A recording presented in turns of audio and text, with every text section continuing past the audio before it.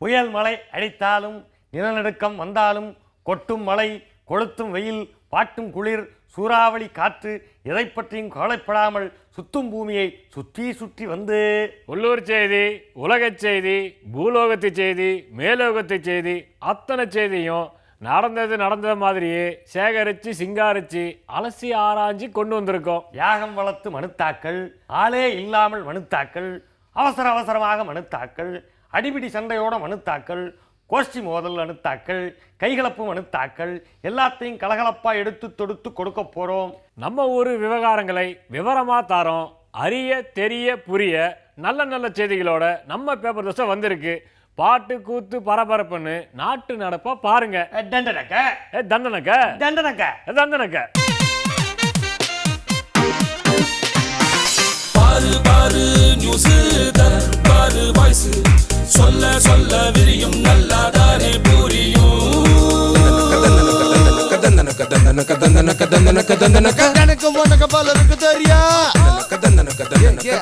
நல்ல செய்தி, கொள்ளை செய்தி, கொலை செய்தி, கொள்ளை செய்தி, நாட்டு செய்தி, வீட்டு செய்தி, நாலாபுரம் நடக்கும் செய்தி.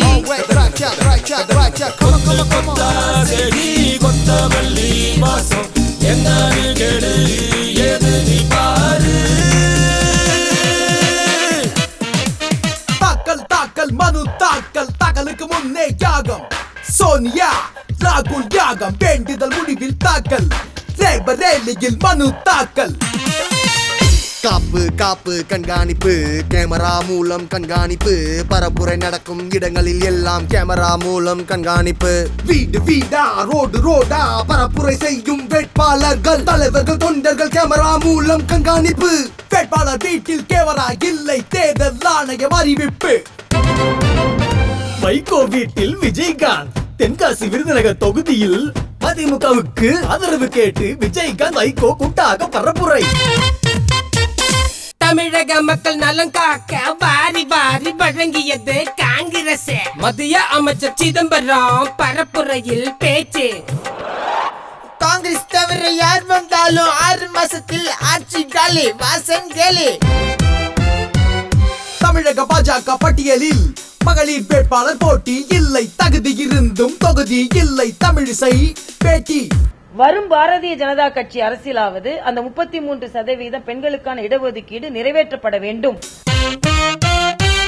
மீரட் தொகுதியில் நக்மா பாதுகாப்பு வேணுமா? கூடுதல் பாதுகாப்பு வேணுமா? காங்கிரஸ் கோரிக்கை. பாஜக வேட்பாளர் ஹேமமாலினி நடிக்க வேண்டாம் விளம்பரம். இனி விளம்பர படம் ஒளிபரப்ப தடை. காங்கிரஸ் போர்க்கொடி. ஆணையத்தில் புகாரு. இன்னொரு புகாரு எதிர்கட்சி புகாரு. மோடியின் பயணம் தாமதமாக மத்திய அரசே காரணம். பாஜக சார்பில் ஆணையத்தில் புகாரின் பேரில் விசாரணை. கடல் வழி ஆராய்ச்சி புதிய கோள் செயற்கைக்கோள். விண்ணில் பாயும் நேரம் குறித்து கவுண்ட் டவுன் தொடக்கம். செயற்கைக்கோளை அனுப்பும் பணியில் இந்திய விஞ்ஞானிகள் தீவிரம். சூப்பரான செய்தி நம்ம செய்தி. வைகோவை கட்சியை விட்டு நீக்கும் போது அதிகாரப்பூர்வ நோட்டீஸ் அனுப்பினார்கள். தலைவர் கலைஞரை மிரட்டி காரியம் சாதிப்பவர்கள் அதை ஏன் இன்னும் செய்யவில்லை என்று மூக்க அழகிரி கேள்வி மேல் கேள்வி கேட்டதாக நமது தஞ்சை செய்தியாளர் சிண்டு முடிகிறார். மாநிலங்களவை எம்பிக்களான காங்கிரசின் ஜி கே வாசன், ஜெயந்தி நடராஜன், அதிமுகவின் பாலகங்கா, திமுகவின் Jinnah, Vasanthi Stanley, Marxist communist கட்சியின் டி கே ரங்கராஜன் ஆகியோரின் பதவிக்காலம் முடிவடைந்து விட்டதாக நாற்காலியை காலி செய்கிறார் நமது நாடாளுமன்ற செய்தியாளர். மே மாதம் 16ஆம் தேதி மக்களவைத் தேர்தலுக்கான முடிவுகள் அறிவிக்க இருக்கும் வேளையில் மே 9ஆம் தேதி 12ஆம் வகுப்பிற்கும் மே 23ஆம் தேதி 10ஆம் வகுப்பிற்கும் தேர்வு முடிவுகள் அறிவிக்கப்படும் என்று அதிகாரப்பூர்வ அறிவிப்பை மாறி எழுதுகிறார் நமது தேர்வு செய்தியாளர். திமுகவின் முன்னாள் அமைச்சர்கள் பொன்முடி, சுரேஷ்ராஜன் மீதான சொத்து குவிப்பு வழக்குகளை கீழ் நீதிமன்றம் விசாரிக்க தடைகோரி போட்ட மனு தள்ளுபடி செய்துவிட்டதால் திருவாளர்கள் மீதான வழக்குகள் தொடரும் என்று அறிவிக்கிறார் நமது உச்ச நீதிமன்ற செய்தியாளர். மக்கள் என்னை ஸ்ட்ரெயிட்டாக முதல்வராக்கி அழகு பார்க்க ஆசைப்படுகிறார்கள் என்று தெலுங்கு தேச கட்சியின் நிறுவனரான NTRின் மகன் நடிகர் பாலகிருஷ்ணா படம் ஓட்டியதாக போஸ்டர் ஒட்டுகிறார் நமது ஆந்திரத்து செய்தியாளர். டெல்லிக்கு போன முன்னாள் முதல்வர் கெஜ்ரிவாலுக்கு தலைநகரின் ஒரு பகுதியில் கருப்பு கொடி காட்டியதாக எதிர்ப்பு செய்திகளை அவிழ்த்து விடுகிறார் நமது தேர்தல் செய்தியாளர். இலங்கையில் நடந்த போர்க்குற்றம், மனித உரிமை மீறல்கள் மீதான பன்னாட்டு விசாரணைக்கு போதிய ஒத்துழைப்பை அளிக்க வேண்டும் என இலங்கை அரசுக்கு ஐநா சபை அறிவுறுத்தியதாக ஐக்கியமாகிறார் நமது ஐநா செய்தியாளர். காணாமல் போன மலேசிய விமானத்தை தேடி 23வது நாளாக நடக்கும் தேடுதல் வேட்டையில் 10 விமானங்கள் 9 கப்பல்களோடு இங்கிலாந்து நீர்மூழ்கி கப்பலும் இணைந்துள்ளதாக பைனாக்குலரை திருப்புகிறார் நமது இந்திய பெருங்கடல் செய்தியாளர். சிலி நாட்டில் நிலம் நடுங்கியதால் ஏற்பட்ட சுனாமியால் பலத்த சேதம் ஏற்பட்டுள்ளதாக எச்சரிக்கை மணி அடிக்கிறார் நமது பேரிடர் செய்தியாளர். ஐக்கிய நாடுகள் சபையின் சார்பில் ஏப்ரல் 2 ஆட்டிசம் தினமாக கடைபிடிக்கப்படுவதால் எகிப்து பிரமிடு உள்ளிட்ட உலக அதிசயங்கள் மட்டுமில்லாமல் சென்னையில் ரிப்பன் பில்டிங், டிஜிபி அலுவலகம் உள்ளிட்ட 21 இடங்களும் நீல வண்ண விளக்குகளால் ஒளிர்ந்ததாக விழிப்புணர்வு ஊட்டுகிறார் நமது கருத்தான செய்தியாளர் என்று கூறிக்கொண்டு நாங்களும் அடுத்த செய்திக்கு தாவுகிறோம். நடக்காததையெல்லாம் கனா காண்றதுக்கு வாக்குறுதியில் அள்ளி விடுவாங்க. அடுத்தவங்க செஞ்சதையெல்லாம் தன்னோட சாதனைன்னு ஊராம் வீட்டில் கொடியை கட்டுவாங்க. அப்படி வில்லங்கமாக பேசி மாட்டிக்கிட்டா என்ன ஆகுறது? சும்மா நாச்சுக்கும் விளையாட்டுக்கு காமெடிக்கு அப்படி பேசினேன், இது போங்காட்டம், இதெல்லாம் விளையாட்டுக்கு சேர்க்கலன்னு வாயை கொடுத்து வாங்கி கட்டிக்கிட்டாரு நம்ம மத்திய விவசாயத்துறை அமைச்சர். அந்த கதை தாங்க இது. ஓட்டை பத்தி பேசினதால ஒருத்தருக்கு வேட்டு விழுந்திருக்குங்க.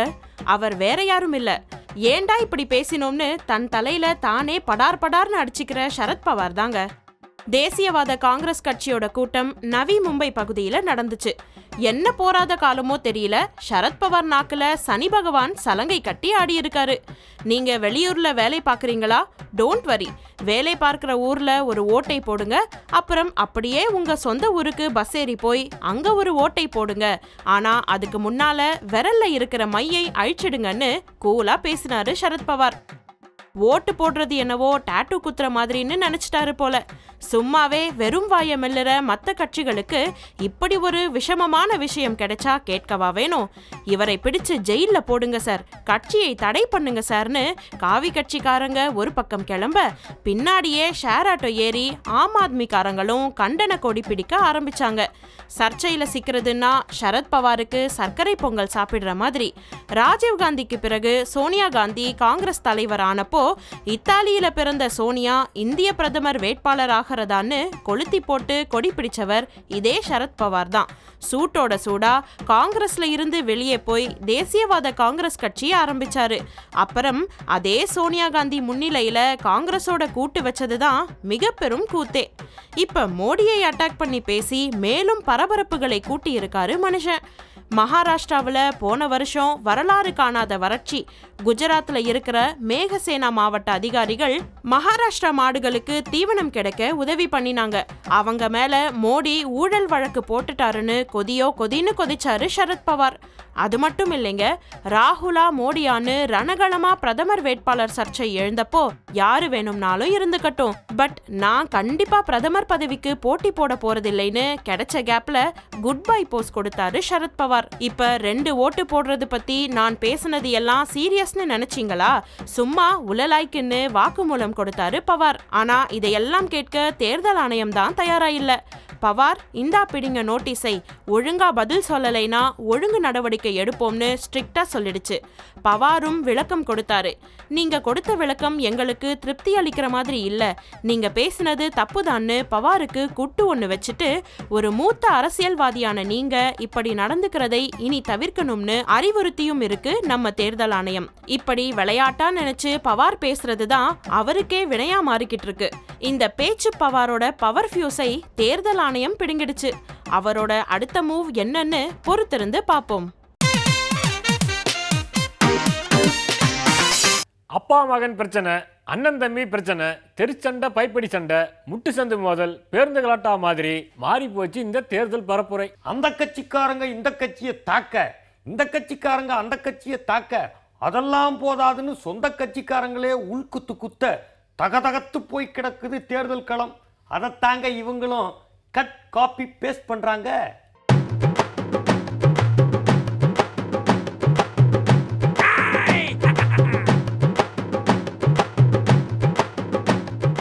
இந்த திமுக அதிமுக ரெண்டுமே பச்சை சந்தர்ப்பவாத கட்சிங்க.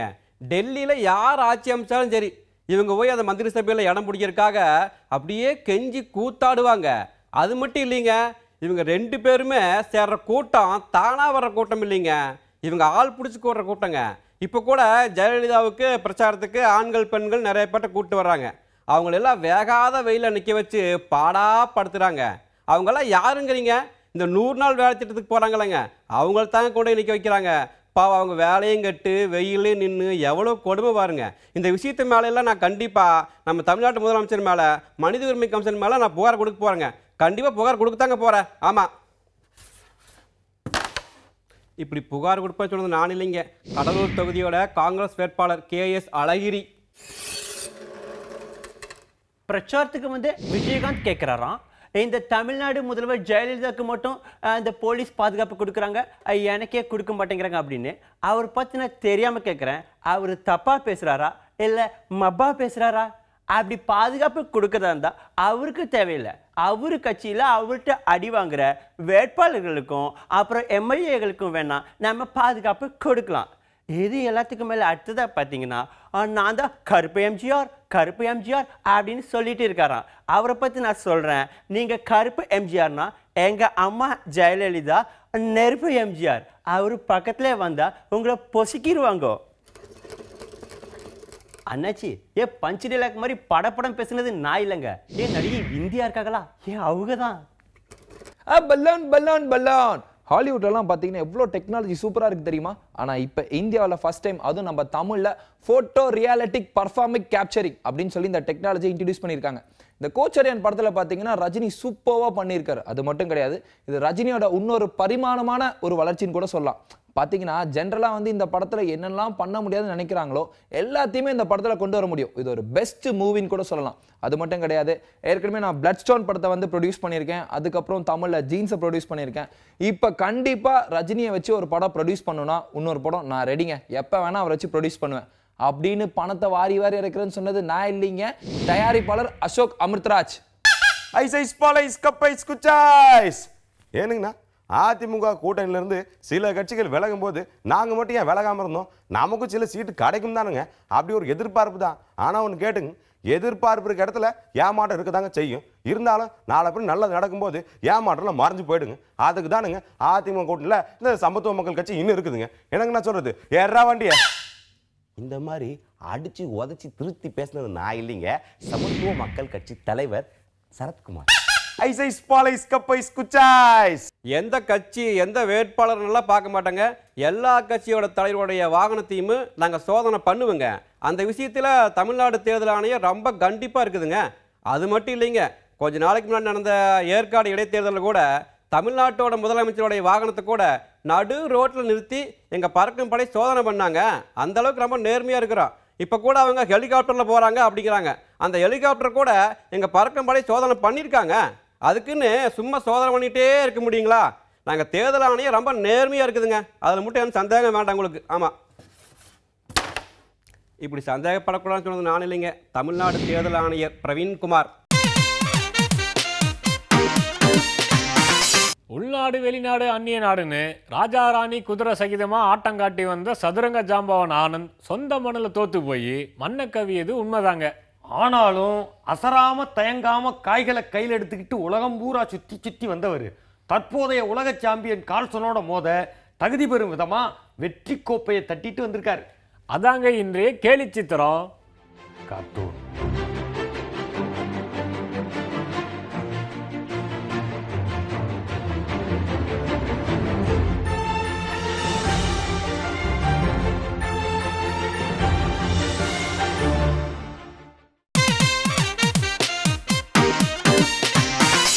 புல்லர் வழக்கு, வீரப்பன் வெடிகுண்டு வழக்கு, ராஜீவ் கொலை வழக்கு, இப்படி அடுத்தடுத்து நடந்த வழக்குல எல்லாம் தூக்குக்கு தூக்கு போட்டு ஆயுளாக குறைச்சி தீர்ப்பு சொன்னது உச்சநீதிமன்றம். இந்த நேரத்தில் ஒரு வழக்கில் சட்டம் இல்லாமல் இருந்துட்டு இன்னொரு வழக்கில் ஆயுளா குறைக்க ஆட்சேபனை இல்லைன்னு பெட்டிஷன் போட்டு அடுத்த வழக்கில் தப்பு தப்புன்னு மறுசீராய்வு செஞ்சு அடுத்தடுத்து கோர்ட்டு கதவை தட்டினாங்க மத்திய அரசு. அங்க நடந்த விவகாரம் தாங்க இந்த சித்திரம் கார்ட்டூன்.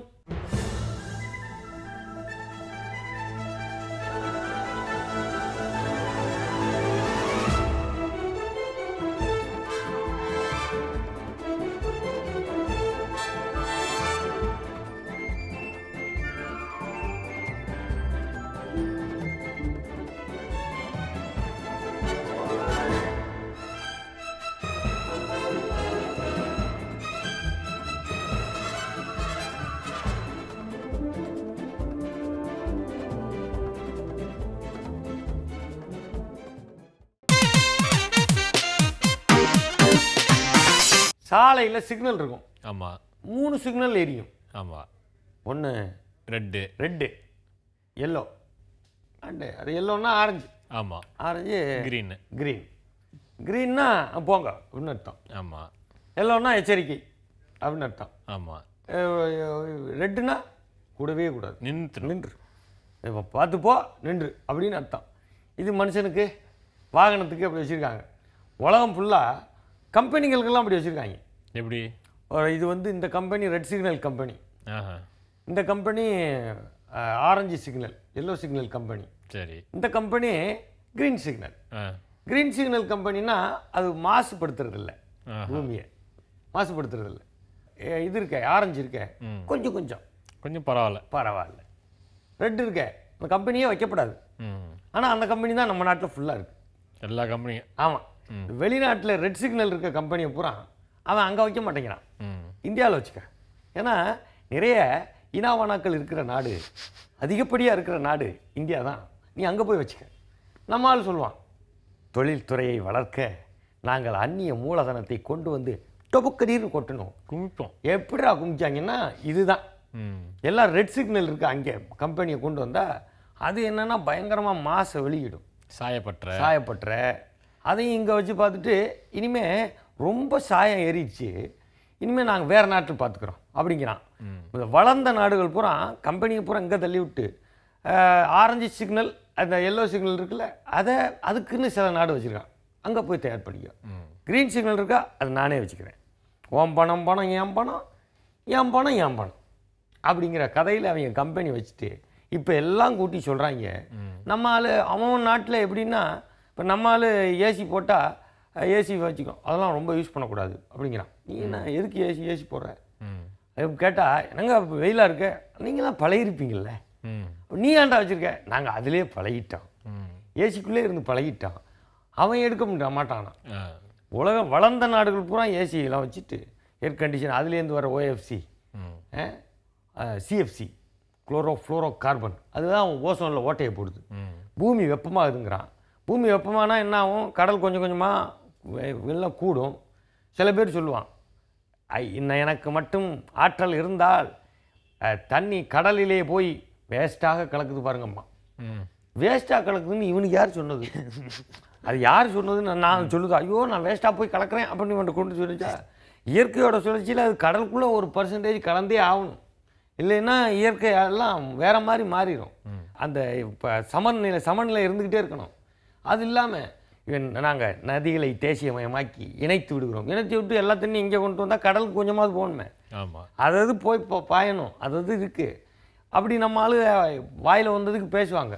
பூமி இப்போ வெப்பமாகிக்கிட்டே இருக்குது, இருக்கிற பனியெல்லாம் கரைஞ்சி கடலுக்குள்ளே போய்கிட்டே இருக்குது. அண்டார்டிகாவில் இருக்கிறதெல்லாம் எல்லாம் கரைஞ்சி உள்ள பூமி வெப்பமாகிக்கிட்டே இருக்குது, கடல் மட்டம் ஏறிக்கிட்டே இருக்குது.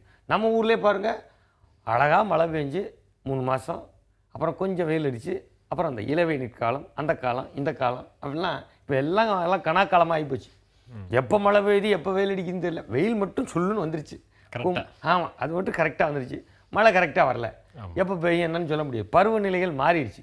இதெல்லாம் மாற்றினது யாருங்கிறீங்க? மனுஷனோட பேராசையில் காட்டை அழிச்சு ஒரு மரம் செடி இல்லாமல் வெட்டி. எதாவது பாருங்கள், மரம் இருக்கு வெட்டுறான்னா, அமெரிக்காவில் ஒரு மரத்தை வெட்ட விட மாட்டான். நம்ம வளர்த்த மரத்தை வெட்டினாவே $200 ஃபைனா அவன் போட்டுருவான். அரசாங்கத்தை கேட்காம நீ வச்சிருக்க மரத்தையே வெட்ட முடியாதுன்றான். இங்கே அரசாங்க மரத்தை எவனாலும் வெட்டலாம். ஆமாம், அவன் பாதுகாத்து வச்சுருக்கான் மலைவாழ் மக்கள். அவன் நீ இருக்கப்படாது போ, எதுக்குடா போக சொல்கிற, அப்போ தான் நாங்கள் ஃப்ரீயாக களவாடலாம் அப்படின்னு அவனை விரட்டி விட்டு அங்கே ஃபுல்லாக கொள்ளையடிக்கிறான். காட்டை அழிச்சு, நாட்டை அழிச்சு, உலகத்தையே அழிச்சு. இன்றைக்கி வெப்பமாகுதுன்னு ஐநா சபையில் கூப்பிட்டு சொல்கிறாங்க, இனிமேல் இந்த ரெட் சிக்னல் கம்பெனியெல்லாம் இங்கே வச்சுக்காதீங்க, எங்கேயும் வச்சுக்கக்கூடாது, எங்கே வச்சுக்காது, அது வைக்க வேணாம் அப்படின்னு அவங்க சொல்லிடுறாங்க. ஆனால் கம்பெனி பூரா இங்கே தானே இருக்குது, இந்தியாவில் தான் இருக்குது. இந்தியா தான் புத்தி சொல்கிறது பூரா. எப்போதுமே இந்த ஊரில் பார்த்தீங்கன்னா இளைச்சவன்ட்டு தான் புத்தி சொல்கிறது. டேய் அப்படி போகக்கூடாது, இப்படி போகக்கூடாது, அப்படிலாம் தப்பு பண்ணக்கூடாது, பண்ணுறது பூரா அவனாக இருக்கும். அது மாதிரி இப்போ உலக நாடெல்லாம் பார்த்து நம்மளை பார்த்து நீங்களாம் ரொம்ப பயன்படுத்தக்கூடாது அப்படின்னு நம்மளை சொல்கிறான். எல்லோரும் சேர்ந்து செய்ய வேண்டிய வேலை தான். ஆமாம், பிளாஸ்டிக்கை குறைக்கணும். பிளாஸ்டிக்கை போட்டு அது மக்க மாட்டேங்குது.